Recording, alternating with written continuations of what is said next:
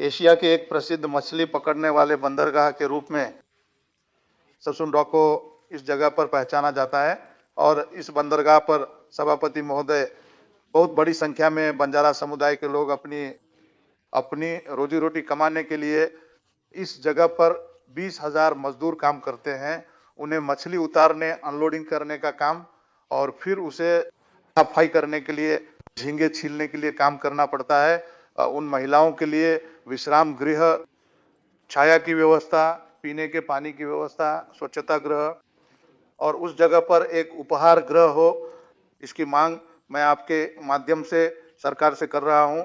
इसके साथ ही इस संस्था के लिए आप जो भी सुविधाएं उपलब्ध कराने वाले हैं, तो क्या आप उससे जोड़कर एक कोल्ड स्टोरेज सेवालाल मत्स्य सोसाइटी को भी उपलब्ध करा कर देंगे। यहाँ के स्थानीय लोगों और यहाँ के कामगारों के लिए क्या आप गृह निर्माण या सरकार की जगह से उनके लिए घरकुल योजना उपलब्ध कराएंगे क्या? और एक बहुत ही महत्वपूर्ण मुद्दा यह है कि यहाँ पर जो नावें आती थी, उन्हें अब यहाँ से दूसरी तरफ मोड़ दिया गया है और फिलहाल उस जगह पर भुखमरी की नौबत वहां के कामगारों पर आ गई है। तो क्या वे नावें पहले की तरह फिर से ससुन डॉक पर आएंगी? ससुन डॉक को बंद करने का क्या कोई उस जगह पर इसके माध्यम से प्रयास कर रहा है? सभापति महोदय, यह एक अत्यंत मूल्यवान और कीमती जगह होने की वजह से इसे पहले की तरह करने के लिए क्या आप कोई उपाय योजना और एक बैठक का आयोजन करेंगे? आदरणीय सभापति महोदय, सामान्य सदस्य राठौड़ जी ने जो प्रश्न पूछा है उसमें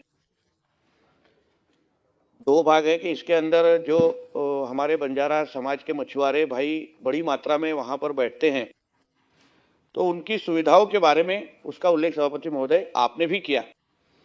तो उसके लिए हम जो कुल मिलाकर खर्च इन सभी सुविधाओं पर कर रहे हैं, उसमें 96 करोड़ की रकम का बजट है और उसके अंदर जो निधि प्राप्त हुई है राठौड़ जी, वह 22 करोड़ की है। अब उन 22 करोड़ में हम क्या बनाएंगे?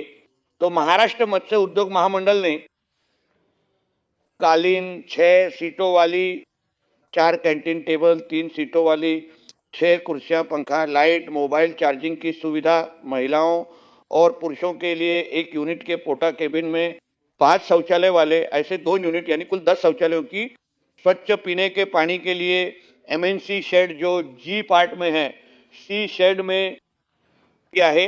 शौचालय और स्वच्छ पानी के लिए वाटर कूलर की व्यवस्था की गई है, क्योंकि उनकी अपेक्षाओं के अनुसार सभी मांगें पूरी की जाएंगी। इसके लिए पर्याप्त निधि भी उपलब्ध है और किसी को भी उनके अधिकार से वंचित रखने का कोई भी इरादा इस सरकार का बिल्कुल भी नहीं है। मैं जैसे ही इस विभाग का मंत्री बना, उसके पहले 15 दिनों के अंदर ही मैं ससुन डॉक पर स्वयं जाकर आया था। मैंने अनगिनत मछुआरे भाइयों से चर्चा भी की। वे जिस अवस्था में वहां बैठते हैं वह मैंने अपनी आंखों से देखा है। उन्हें बैठने की सुविधा से लेकर उनके ऊपर जो छत थी वह उस समय टपक रही थी। मैं वापस मंत्रालय जाते ही तुरंत उस निधि का प्रावधान किया और मानसून से पहले हमने उन्हें एक अच्छी छत वहां बनवा कर दी है। साथ ही ऑक्शन हॉल, एक और ऑक्शन हॉल अभी जहां बैठते हैं उससे भी अच्छा हम वहां बनवा कर दे रहे हैं और जो शौचालय वहां है वह भी बनवाया है।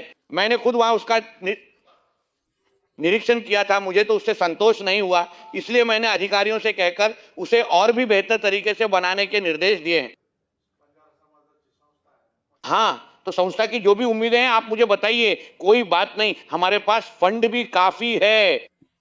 आप जो भी उम्मीदें रखेंगे, आखिर वहां जो मछुआरे भाई हैं सभापति महोदय, वे बहुत मेहनत से सुबह 4, साढ़े 4, 5 बजे उठकर वे मेहनत करके वहां अपना पेट भर रहे हैं और मुंबई करों की भी बड़े पैमाने पर सेवा कर रहे हैं, क्योंकि मुंबई पर पहला हक कोली और मछुआरे भाइयों का ही है। इसलिए आप इस संस्था के माध्यम से जो भी उम्मीदें रखेंगे, हमारे पास फंड है।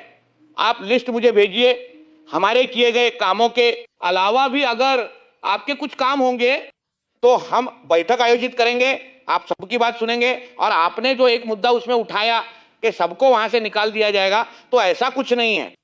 उस जगह का हमें विकास करना है, वहां पर और भी आधुनिकीकरण करना है और अच्छी से अच्छी सुविधाएं हमारे मछुआरे भाइयों को वहां कैसे उपलब्ध होंगी, इसके लिए सरकार प्रतिबद्ध है।